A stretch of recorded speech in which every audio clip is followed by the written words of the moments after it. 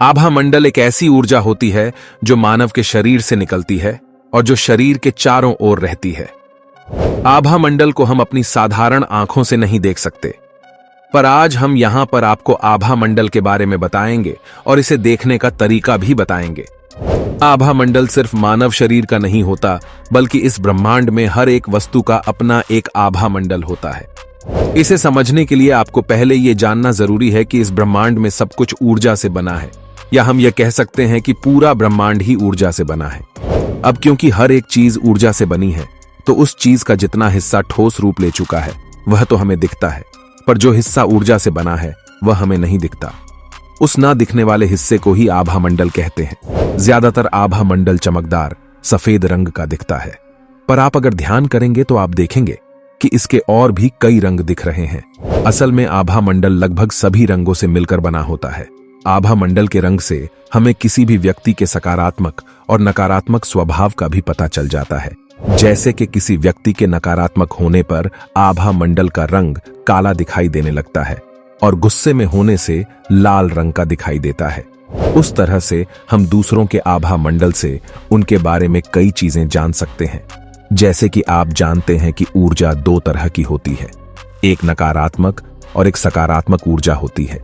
जिस चीज की ऊर्जा नकारात्मक होगी उसका आभा मंडल धुंधला होगा, और जिस चीज की ऊर्जा सकारात्मक होगी उसका आभा मंडल बहुत चमकदार होगा। हमारा ये आभा मंडल हमारी रक्षा भी करता है। ये हमारे साथ होने वाली कई घटनाओं की जानकारी हमें पहले से ही दे देता है। इंसान अपने शरीर की ऊर्जा को सकारात्मक ऊर्जा या नकारात्मक ऊर्जा में आसानी से बदल सकते हैं। ऐसा करने से उनका आभा मंडल भी उच्च या निम्न स्तर का बन सकता है।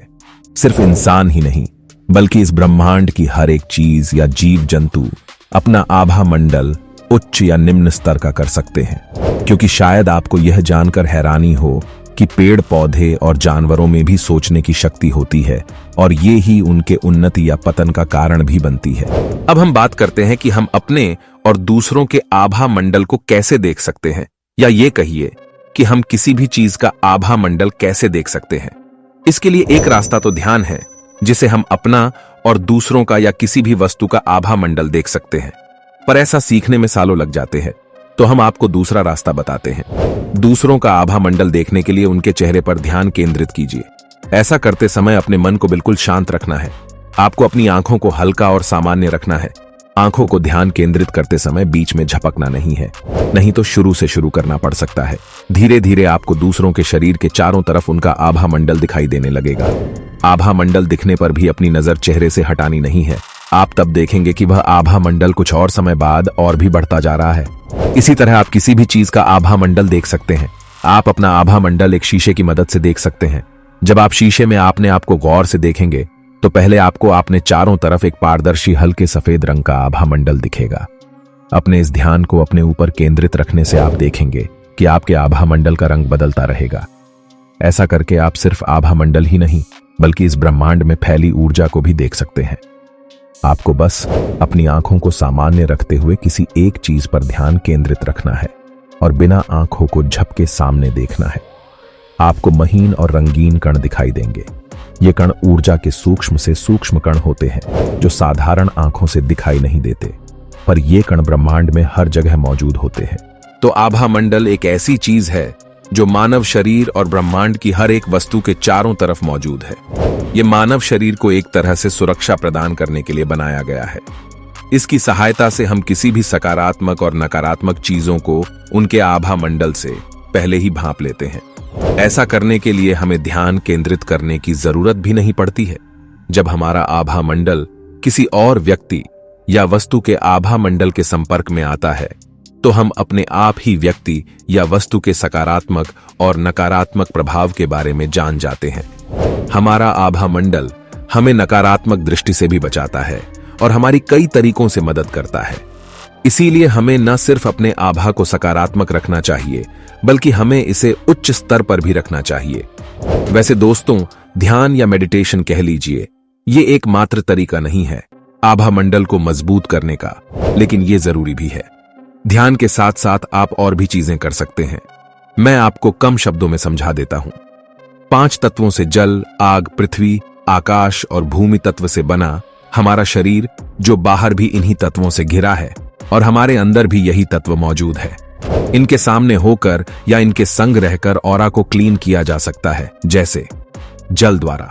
जब हम नहाने जाते हैं तो हमारा मूड तुरंत ही अच्छा हो जाता है। नहाने के दौरान हम जल के द्वारा अपनी ऑरा या आभा को क्लीन करते हैं। हवा द्वारा, हम कहीं खुली हवा में जाते हैं तो हमारा मूड बदल जाता है और हम अपने आभा मंडल को प्रभावित करते हैं और अपने शरीर में एक नई ऊर्जा को महसूस कर पाते हैं। अग्नि द्वारा, इसी तरह हम घर में जब भगवान के सामने कोई प्रकाश जलाकर घुमा रहे होते हैं या आरती कर रहे होते हैं, उस समय भी हम अपने शरीर को फायर बाथ दे रहे होते हैं। इस अग्नि तत्व से हम अपनी ऊर्जा को क्लीन कर आभा को बढ़ा रहे होते हैं, उसको क्लीन कर रहे होते हैं और इससे हम खुशी का अनुभव करते हैं। धरती द्वारा, इसी तरह हम अपने आभा मंडल को प्रातःकालीन भ्रमण के द्वारा या प्रकृति के बीच भ्रमण के दौरान नंगे पांव घास पर चलकर हम धरती की ऊर्जा तत्व को शरीर में भरते हैं और आभा को बढ़ा पाते हैं। आकाश तत्व द्वारा, आकाश के नीचे खुले में जब हम अपने शरीर को कुछ देर रखते हैं, तब भी उन तत्वों के साथ जुड़कर सूर्य और वायु तत्व से अपने शरीर को प्रभावित करते हैं और खुशी का अनुभव करते हैं। दोस्तों, एक आखिरी और सबसे महत्वपूर्ण तरीका ओमकार का उच्चारण भी हमारे आभा मंडल को पवित्र करने में काफी लाभदायक होता है, क्योंकि दोस्तों आप भी जानते हैं कि ओमकार की ध्वनि का वाइब्रेशन बहुत स्ट्रांग होता है।